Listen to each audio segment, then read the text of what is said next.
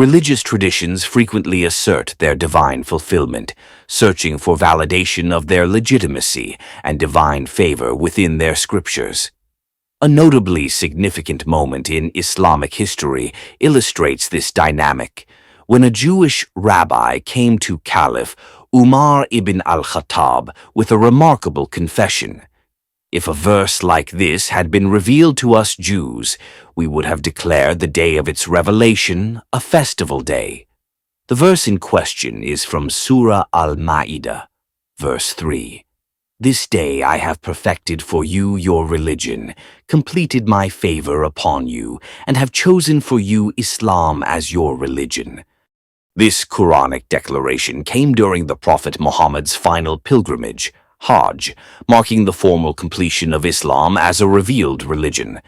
But why would a Jewish rabbi regard this verse with such admiration, perhaps even envy? To understand this, we must explore a prophetic verse from the Hebrew Bible found in Isaiah 60 verse 7, and analyze how Islamic rituals, particularly the Hajj, embody the prophetic vision better than the expectations of either Judaism or Christianity. Isaiah 60 verse 7, a sacrificial vision involving Arabs. The Hebrew verse in Isaiah reads, "All the flocks of Kedar shall be gathered unto thee, the rams of Nebaioth shall minister unto thee. They shall come up with acceptance on mine altar, and I will glorify the house of my glory."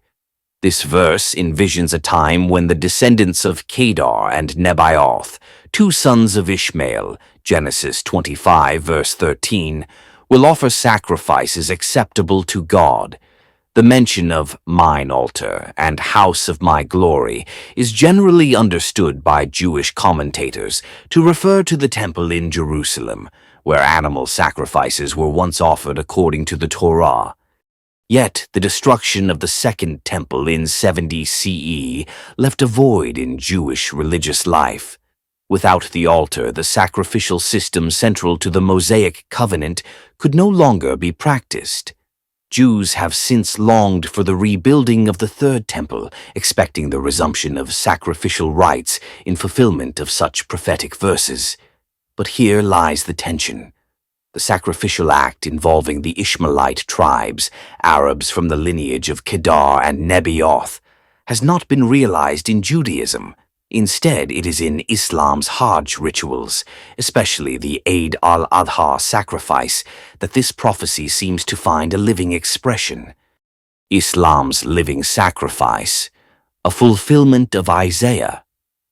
During the annual pilgrimage in Mecca, Muslims from all over the world, many of them literal descendants of Ishmael, participate in animal sacrifices in remembrance of Abraham's willingness to sacrifice his son, identified in Islam as Ishmael, not Isaac.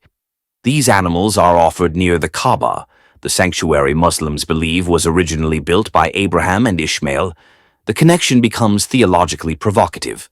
Kedar and Nebaioth represent Ishmaelite tribes settled in the Arabian Peninsula.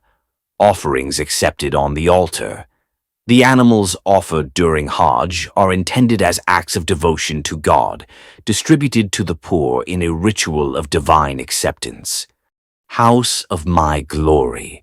In Islamic interpretation, this refers not to the destroyed temple in Jerusalem, but to the Kaaba in Mecca, revived and purified by Prophet Muhammad, a descendant of Ishmael. This paradigm effectively transfers the axis of prophetic fulfillment from Jerusalem to Mecca and from Temple Judaism to Islam.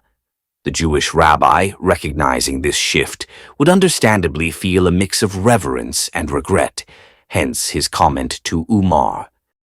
Christianity and the sacrifice, atonement without altars. Christianity diverges sharply in interpreting sacrificial themes. For most Christians, Jesus' crucifixion is understood as the once-for-all sacrifice that atones for sin, rendering animal offerings obsolete. We have been made holy through the sacrifice of the body of Jesus Christ once for all. Hebrews 10, verse 10. Thus, Isaiah 60, verse 7, with its focus on physical offerings and ritual sacrifice, is often spiritualized or placed in an eschatological future. Some Christian theologians believe it refers to Arab conversion to Christianity in the end times, where the imagery of Kedar and Nebaioth signifies a Gentile embrace of the gospel.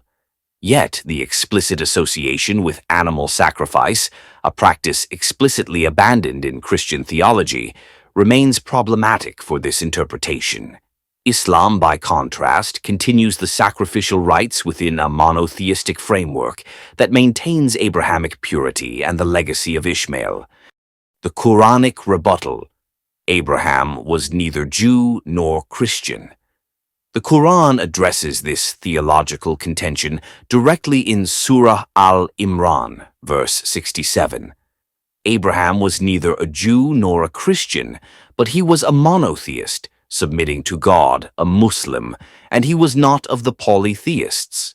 Islam positions itself not as a new religion, but as the restoration of the pure monotheism of Abraham, inclusive of the sacrificial rites and covenantal practices once diluted or abandoned by later traditions. Conclusion: a verse to be envied. The statement of the Jewish rabbi to Umar ibn al-Khattab reflects a profound religious realization. Islam had fulfilled a prophecy that Jews were still awaiting. The verse in Surah 5, verse 3, revealed during the Prophet's final pilgrimage, proclaims the completion of divine religion and favor. This day I have perfected for you your religion, completed my favor upon you, and have chosen for you Islam as your religion. This stands in sharp contrast to Judaism's waiting for the Third Temple and Christianity's departure from sacrificial rites. Islam emerges as the living continuation of Abrahamic worship, including the role of Ishmael's descendants, thus embodying both the form and spirit of prophetic visions, such as Isaiah 60 verse 7.